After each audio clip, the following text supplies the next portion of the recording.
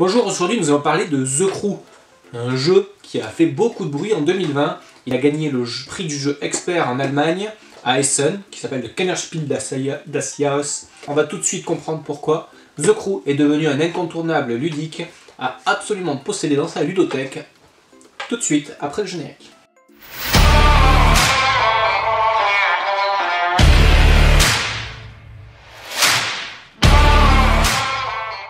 Bonjour, bienvenue sur Jeux Expresso, la chaîne proposant du contenu ludique dans des formats courts et rapides.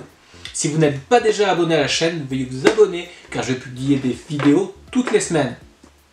Aujourd'hui, nous allons parler de The Crew. The Crew est un jeu de pli comme la belote ou le tarot, à la différence près qu'ici, c'est un jeu de pli coopératif. Donc ici, tous les joueurs vont devoir coopérer afin de battre le casse-tête qui va être proposé par le jeu. Vous êtes l'équipage d'une navette spatiale ayant pour but d'aller découvrir l'existence d'une 9e planète dans notre système solaire. C'est l'histoire qui va vous être racontée à travers les 50 missions que compose le jeu. Ces missions sont bien entendu progressives et vont demander un niveau d'expertise dans le domaine du jeu de pli de plus en plus prononcé. Pour réussir les 50 missions, il vous faudra environ 6 à 8 heures de partie. Dans The Crew, nous allons posséder deux jeux de cartes. Un premier, un classique, entre guillemets, avec des chiffres de 1 à 9 en 4 couleurs. Comme dans un jeu de pli classique, un joueur démarre avec une carte d'une certaine couleur. Les autres joueurs doivent répondre à cette même couleur s'ils la possèdent dans leurs mains. S'ils ne possèdent pas la couleur, ils peuvent soit couper avec la couleur noire, soit jouer une autre couleur.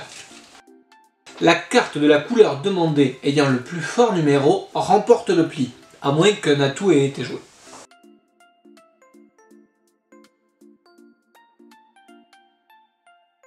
Le but dans The Crew n'est pas de remporter le plus de plis possible comme dans les autres jeux de plis, mais plutôt de respecter les missions qui vont vous être annoncées. En début de manche, il va vous être demandé de tirer une ou plusieurs cartes objectifs. Ce sont les petites cartes que nous voyons à l'écran. Si je récupère cette carte-ci, alors il m'est demandé que durant cette partie, je récupère le 3 jaune dans mes plis. Si j'y arrive, la mission est réussie. Si chaque joueur réussit sa propre mission, alors la manche est remportée. Et nous pouvons passer à la mission suivante. Dans The Crew, vous pouvez également communiquer une information sur l'une des cartes de votre main. Attention, cette indication doit respecter l'un des 3 critères suivants. Soit j'indique que cette carte-ci est la plus forte carte à cette couleur dans ma main, soit cette carte est la plus faible carte de cette couleur à ma main, ou enfin, cette carte est la seule carte rose que je possède dans ma main. Ce sont les 3 seules indications valides que vous pourrez donner dans The Crew. Au niveau du matériel, nous avons un petit peu de carton, ce que l'on va nommer du punchboard, et 2 jeux de cartes. Un jeu de cartes avec lequel on va jouer et un jeu de cartes, de petites cartes, qui vont être les cartes mission. Un matériel sans doute très classique, mais regardons un peu plus en détail la qualité de ce matériel. Les cartes sont toutes toilées. Le toilage des cartes permettra à votre jeu de vivre un petit peu plus longtemps les diverses manipulations. Les illustrations ne sont clairement pas transcendantes et seront vite oubliées au profit des valeurs numériques de chaque carte. Cependant, notons quand même qu'il existe un easter egg dans ces illustrations. Effectivement, si vous alignez toutes les cartes d'une même couleur dans l'ordre croissant, vous apercevrez que cela recompose une image complète en format paysage. Des pictogrammes sont présents afin que les daltoniens ne se retrouvent pas embêtés lors de la lecture de ce jeu. Nous apprécierons également que la valeur numérique de chaque carte se retrouve dans les 4 angles. Cela permet à un joueur droitier, comme à un joueur gaucher, de pouvoir regarder les valeurs numériques.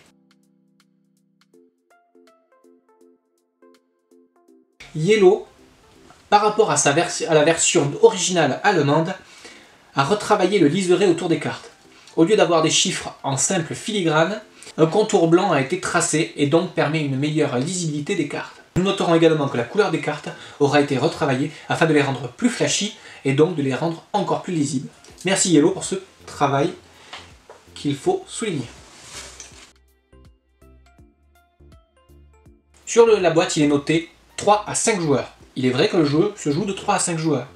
Au dos de la boîte, il y est marqué attention, il existe une variante dans la boîte à 2 joueurs. Le jeu est jouable donc à 2 joueurs. Ici, on a une vraie honnêteté éditoriale en mentionnant que la version 2 joueurs est une variante du jeu.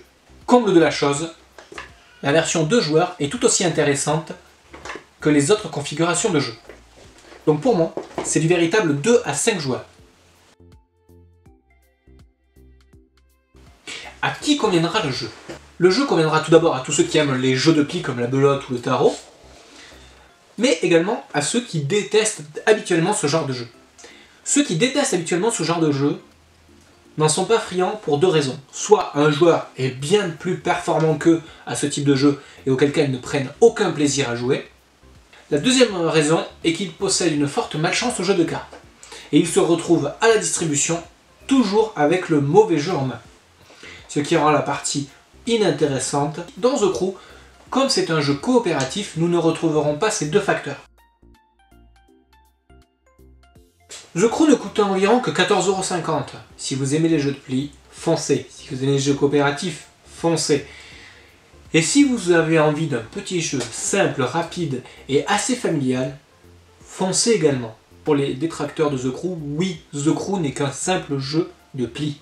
Par contre, le mélange des genres jeu de pli et jeu coopératif en font une première dans le monde ludique. Et c'est également pour ça qu'il s'est imposé comme une véritable révélation au niveau de cette année 2020. Tout ça combiné à une édition parfaitement réalisée fait que The Crew a pu remporter le Spiel des Jahres 2020. Si vous avez aimé cette vidéo, n'hésitez pas à vous abonner à la chaîne, à laisser un pouce bleu, à laisser un commentaire si vous voulez que je commente un autre jeu, et je vous attends lors du prochain Expresso de la semaine prochaine.